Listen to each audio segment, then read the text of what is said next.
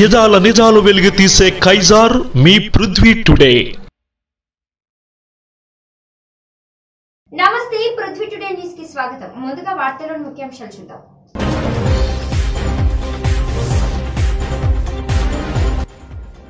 ఆస్ట్రేలియాలో కరోనా ఉధృతి తగ్గడం లేదు. దీంతో సిడ్నీలో మరో నెల రోజుల పాటు లాక్డౌన్.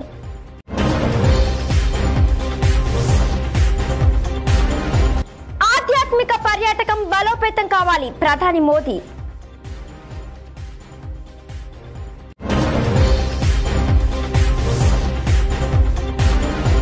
కరోనా కట్టడిలో భాగంగా ఏపీ ప్రభుత్వం మరొక కీలక నిర్ణయం.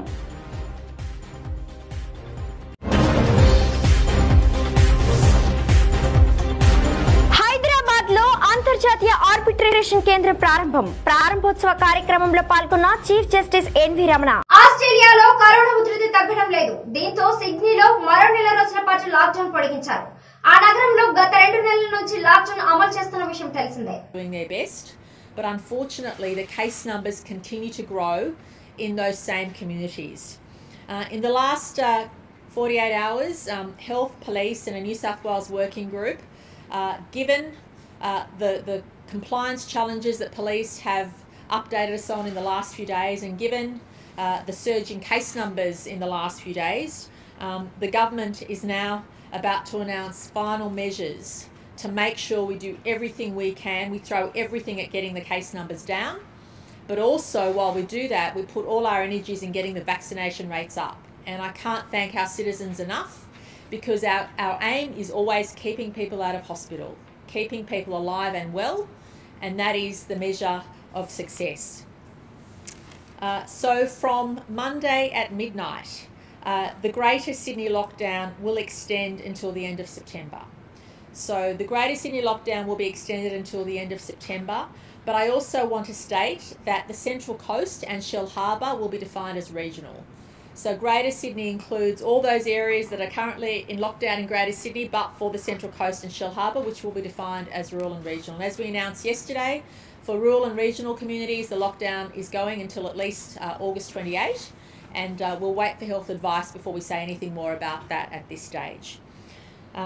I also want to stress that from Monday midnight, unless you're exercising, masks should be worn outdoors everywhere across New South Wales. Our concern is that when people are walking past a group of people or accidentally bumping into people, that can cause, that fleeting contact can cause transmission. And even when you're exercising, you need to have the mask with you. In case you're doing some strenuous exercise and you happen to come into contact with anybody else, the mask needs to be put on your face. And this also from police makes it easy for them to make sure that everybody is sticking to the rules. So this mask wearing outdoors, unless you're exercising, applies to every single citizen across New South Wales. Whether you live in Sydney, whether you live in the bush, everybody has to respect that rule. We're also encouraging, as we do for schools, unless you absolutely have to, please do not send your children to childcare or to early childhood. We know this is a big imposition for many families. But as Dr. Chant has been highlighting, we're seeing too much transmission from workers to families, and we need that to stop. So we understand that some families don't have a choice, and we get that. But we're just appealing to everybody. For schools, for example, it's only around 1 to 3% of students on a good day who are actually at school, and we want to see those percentages in childcare and early childhood as well, and that's for everybody across the state. We appreciate there are circumstances when that's not that possible, but we just ask everybody to do that as much as possible. Now, in terms of the local government areas of concern, I can't stress enough that we fear for you. We've imposed a lot of restrictions on you already. But we don't want to see more of you end up in hospital. We don't want to see more of you lose loved ones. And it's heartbreaking when you see disease rip through families. Families who are unvaccinated are suffering the most. And for this reason, the government has taken the advice of our health and police, who've worked together on presenting these to us yesterday, that we will be implementing curfews in those local government areas of concern from Monday. From 9 p.m. to 5 a.m. you cannot leave your home, unless of course it's for authorised work or for emergencies. So police will be stopping everybody who's leaving their home from 9 p.m. to 5 a.m. And again, this is based on police feedback we received in the last few days about the type of activity that's unfortunately being carried out by a small number of people. But as we said, Delta doesn't leave any room for error. And I apologise deeply to the vast majority of people in those communities who are so doing the right thing. But for our own health and safety moving forward, we need to make these difficult decisions. If you are in a local government area of concern, we ask that you limit your exercise to an hour a day. Unfortunately, too many people are using that for the wrong reasons. Again, we want everybody to be healthy and we want everybody to utilise that exercise allowance in those areas of concern, but we ask you to limit it to an hour a day. Again, police have given us feedback that a handful of people are unfortunately doing the wrong thing where that's concerned. Also in those areas of concern, outside of school, if there's any professional development or education or learning, all of that has to be done online. We don't want people turning up for professional development or learning or anything outside of school. So make sure that any learning activity outside of school is conducted online. We're expanding click and collect in relation to places like garden centres, plant nurseries, office supplies. So anything that is an essential, we're asking everybody in those areas of concern to use click and collect services. And also, we're asking for vaccines to be mandated for childcare workers and disability support workers. It's really important to make sure that in relation to those workers that they're vaccinated and they have until August the 30th to get their first dose to go back to work. I also want to mention that Commissioner Fuller has been given additional powers, which he will talk about in relation to police powers in maintaining compliance, and he'll also discuss the permit system, and Dr. Chant will provide an update on surveillance testing in those communities as well as rapid antigen testing. దేశంలో ఆధ్యాత్మిక పర్యాటకాన్ని మరింత బలోపేతం చేయాల్సిన అవసరం ఉందని తమ సర్కారు అదే పని చేస్తుందని ప్రధాని నరేంద్ర మోదీ అన్నారు. वे उतनी ही बार उठ खड़ा हुआ।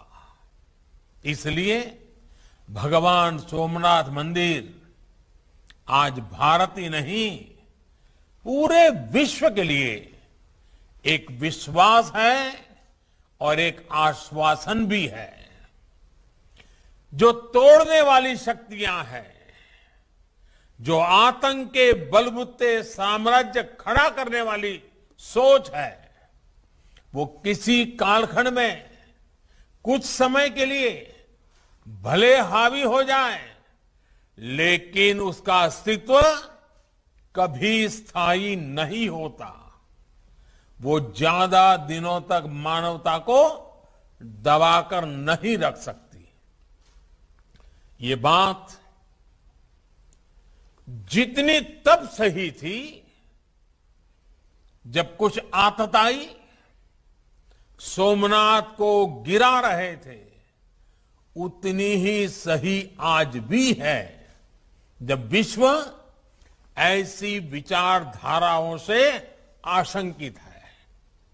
साथियों, हम सभी जानते हैं सोमनाथ मंदिर की पुनर्निर्माण से लेकर भव्य विकास की ये यात्रा केवल कुछ सालों या कुछ दशकों का परिणाम नहीं है। ये सदियों की दृढ़ इच्छा शक्ति और वैचारिक निरंतरता का परिणाम है। डॉक्टर राजेंद्र प्रसाद जी, सरदार वल्लभ भाई पटेल और कमा मुंशी जैसे महानुभावों ने इस अभियान के लिए आजादी के बाद भी कठिनाइयों का सामना किया, लेकिन आखिरकार 1950 में सोमनाथ मंदिर आधुनिक भारत के दिव्य स्तंभ के रूप में स्थापित हो गया। कठिनाइयों के सौहार्दपूर्ण समाधान की प्रतिबद्धता के साथ आज देश और आगे बढ़ रहा है। आज राम मंदिर के रूप में नए भारत के गौरव का एक प्रकाशित स्तंभ भी खड़ा हो रहा है। साथियों, हमारी सोच होनी चाहिए इतिहास से सीखकर वर्तमान को सुधारने की, एक नया भविष्य बनाने की। इसलिए जब मैं भारत जोड़ो आंदोलन की बात करता हूं तो उसका भाव केवल भौगोलिक या वैचारिक जुड़ाव तक सीमित नहीं है। ये भविष्य के भारत के निर्माण के लिए हमें हमारे अतीत से जोड़ने का भी संकल्प है। इसी आत्मविश्वास पर हमने अतीत के खंडहरों पर आधुनिक गौरव का निर्माण किया है, अतीत की प्रेरणाओं को संजोया है। जब राजेंद्र प्रसाद जी सोमनाथ आए थे तो उन्होंने जो कहा था वो हमें हमेशा याद रखना है। उन्होंने कहा था, सदियों पहले भारत सोने और चांदी का भंडार हुआ करता था। కరోనా కట్టడిలో భాగంగా ఏపీ ప్రభుత్వం మరో కీలక నిర్ణయం తీసుకుంది. ప్రస్తుతం అమలవుతున్న నైట్ కర్ఫ్యూను మరోసారి పొడిగించింది. సెప్టెంబర్ 4వ తేదీ వరకు రాత్రిపూట ఆంక్షలు కొనసాగుతాయని తెలిపింది. ఇదిలా ఉంటే ఏపీలో ప్రస్తుతం కరోనా వ్యాప్తి తగ్గుముఖం పడుతుంది. అయితే థర్డ్ వేవ్ వచ్చే అవకాశాలు ఉన్నాయని వైద్య నిపుణులు హెచ్చరిస్తుండటంతో జగన్ సర్కార్ తగిన చర్యలు తీసుకుంటోంది. ఇందులో భాగంగానే మరోసారి నైట్ కర్ఫ్యూను పొడిగించింది. రోడ్లపైకి వచ్చే జనాలు మాస్కులు ధరించడం, భౌతిక దూరం పాటించడం తప్పనిసరి అని వైద్య శాఖ అధికారులు సూచిస్తున్నారు. కాగా గురువారం ఆంధ్రప్రదేశ్లో 67,716 మందికి కరోనా పరీక్షలు నిర్వహించగా 1,501 మందికి కరోనా పాజిటివ్ గా నిర్ధారణ అయింది. దీంతో ఆంధ్రప్రదేశ్ రాష్ట్ర వ్యాప్తంగా కరోనా వైరస్ బారిన పడిన వారి సంఖ్య 19,98,603కు చేరింది. ఇక నిన్న ఒక్కరోజే కరోనా బారిన పడి మరో 10 మంది మృత్యువాత పడ్డారు. దీంతో రాష్ట్ర వ్యాప్తంగా మొత్తం మరణించిన వారి సంఖ్య 13,696కు చేరింది. గడిచిన 24 గంటల్లో 1,697 మంది కోవిడ్ నుంచి కోలుకొని క్షేమంగా డిశ్చార్జ్ అవ్వగా ఇప్పటి వరకు 19,69,169 మంది డిశ్చార్జ్ అయ్యారు. ఈ మేరకు రాష్ట్ర వైద్య ఆరోగ్య శాఖ గురువారం కరోనా హెల్త్ బులెటిన్ ను విడుదల చేసింది. ఏపీలో ప్రస్తుతం 15,739 యాక్టివ్ కేసులు ఉన్నాయి. రాష్ట్రంలో నేటి వరకు హైదరాబాద్ లో అంతర్జాతీయ వాణిజ్య వివాదాల మధ్యవర్తిత్వ కేంద్రాన్ని శుక్రవారం ప్రారంభించారు. 3 రోజుల పర్యటనలో భాగంగా హైదరాబాద్ కు వచ్చిన సుప్రీంకోర్టు ప్రధాన న్యాయమూర్తి ఎన్వి రమణ ఈ ప్రారంభోత్సవ కార్యక్రమంలో పాల్గొన్నారు. The 10 acres of land is still with us, with High Court, and now anyhow it's a history. Now we are going very fast. Now I request the government of Telangana, instead of you can take back that land and you can give some area near this financial district or somewhere, that extent of some extent of land. I don't demand 10 acres of land. But some acres of land you give, so at least we can have a independent building for this institution. Please bring it to the notice of the Honorable Chief Minister. In fact, 1995, when the economic reform started, you all know the father of the economic reforms in this country is none other than P.V. Narasimha Rao, Telangana Bidda. ఆయన నేతృత్వంలో భారతదేశంలో మొదటిసారిగా ఆర్థిక సంస్కరణ అనేటటువంటి మొదలైనవి. ఆయన 1995లో ఆర్థిక సంస్కరణ మొదలుపెట్టిన తర్వాత I remember that he requested the general secretary doctor PC Rao. All the foreign investors requested only one thing, we are ready to invest but they are afraid of your litigation. How many years the litigation takes place in India, we don't know. We are buying both properties as well as litigation, so they are very reluctant. So at that point of time, the Honorable Prime Minister initiated for a new law. 1996 Arbitration and Conciliation Act came into force. Thereafter, the momentum started for arbitration, conciliation, mediation procedures. The reason is industries or investors, either in India or foreign anybody, they want to have a easy of business. They doesn't want litigation. In case by any chance, unfortunately, if they involve in litigation, they expect that the litigation should be resolved peacefully, amicably, without expenses and without any time lag. So their investment must feel safe. I will give an example. In 2015, Government of India sent a delegation. Justice T.S. Thakur, Chief Justice of that time, and me, and Justice Dave, to Japan and Korea, and the invitation of industrialists of Japan and Korea. We travelled extensively both these countries, and wherever I think almost 8 places we addressed meeting with the industrialists. And everywhere, what is the first question they ask is, your laws are good, everything is good, how many years litigation takes place? So it is very difficult for us to answer that question. However, we ensured those industrialists that because of these arbitrations and mediations, the litigations is coming, the disputes are resolving expeditiously. Now, Brother Nageswara told 1926, I believe, first time in Paris, this arbitration center is started. Internationally, there are 4 or 5 places where the international arbitrations are flourishing. Now, recently, Dubai also started, but it has not taken up that big. Gandhi హాస్పిటల్లో మత్తుమంది ఇచ్చి అక్క చెల్లెలను అత్యాచారం చేసిన ఘటనలో విచారణలో భాగంగా ఈ రోజు గాంధీ హాస్పిటల్ సూపరింటెండెంట్ రాజారాంతో మాట్లాడుతూ అంతర్జాతీయ మానవ హక్కుల commissioner national president Shri Sheikh Ghouse మాట్లాడి పూర్తి వివరాలు తెలుసుకోవడం జరిగింది. ఈ కార్యక్రమంలో అంతర్జాతీయ మానవ హక్కుల కమిషన్ జాతీయ అధ్యక్షులు షేక్ గౌస్, జాతీయ ఉపాధ్యక్షులు బెజ్జంకి రాజేష్, తెలంగాణ రాష్ట్ర chairman Shri Katakam Srinivas, Telangana state executive chairman Shri Anil, vice president Sivaramakrishna, Roopa పాల్గొన్నారు. బ్యాక్ సైడ్ కాదు, ఇక్కడ ఓపీ దగ్గర సీసీ ఫుటేజ్ లో కనపడ్డది. సీసీ వాళ్ళు ఎట్లుంటారో మేము చూడటానికి అసలు ఆ పేషెంట్ అటెండెన్స్ ఎట్లుంటారో మాకు తెలిస్తే కదా. మా దగ్గరకు వచ్చి ఇగో మాకు ఇది జరిగింది ఇట్లా అంటే మనకు వాళ్ళ ముఖాలు తెలిస్తే వాళ్ళకి తెలుస్తాయి. వాళ్ళని కూడా మనం ఇంకా కొంచెం అడిగే ఇది ఉంటుంది, ఎవరు చేస్తున్నారు, ఇంకెవరన్నా ఇంకా ఇన్వాల్వ్ అయినారా ఏమి, ఇవన్నీ కూడా మనం తెలుసుకునే అవకాశం ఉంటుంది. ఇంతవరకు నేను ఆ ఎక్యూజ్డ్ కానీ వీళ్ళని నేను మాట్లాడింది లేదు. ఇప్పుడు ఆ ఎక్యూజ్డే కాదు, అంటే బాధితులతోటి మాట్లాడలేదు, ఆ ఎక్యూజ్డ్ తోడు కూడా మాట్లాడలేదు. ఆ ఎక్యూజ్డ్ వీడని కూడా తెలియదు. బేసిక్గా తెలిసే లోపల వాళ్ళు పోలీస్ స్టేషన్ లో ఉన్నారు. సో పోలీస్ కస్టడీలో ఉన్నారు.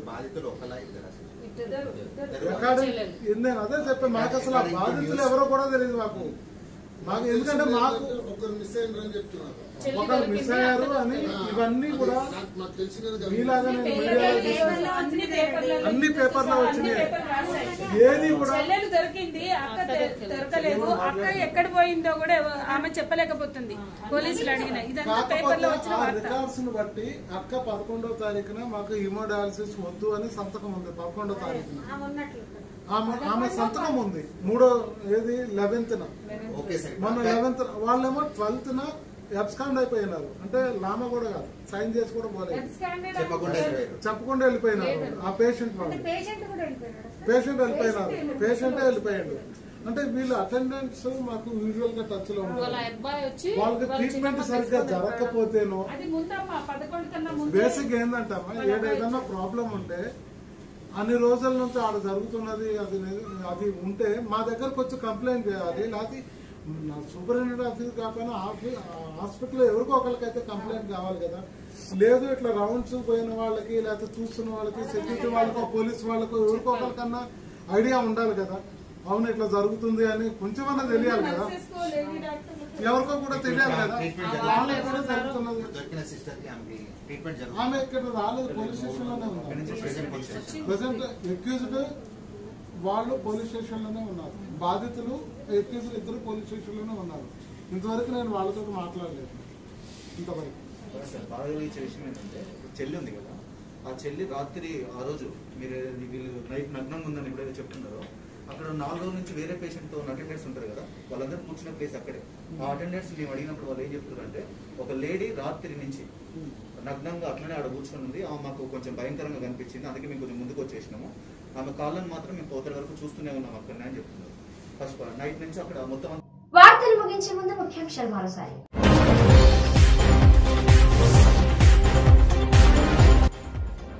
ఆస్ట్రేలియాలో కరోనా ఉధృతి తగ్గడం లేదు. దీంతో సిడ్నీలో మరో నెల రోజుల పాటు లాక్డౌన్.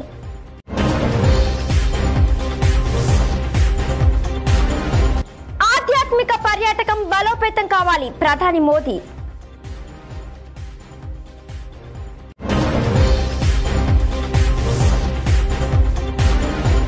కరోనా కట్టడిలో భాగంగా ఏపీ ప్రభుత్వం మరొక కీలక నిర్ణయం.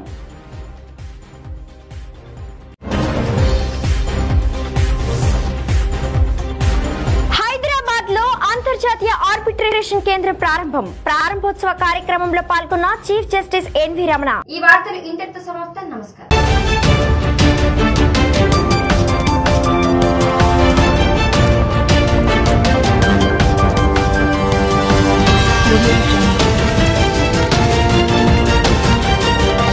యదాల నిజాలు వెలుగు తీసే కైజార్ మీ పృథ్వీ టుడే.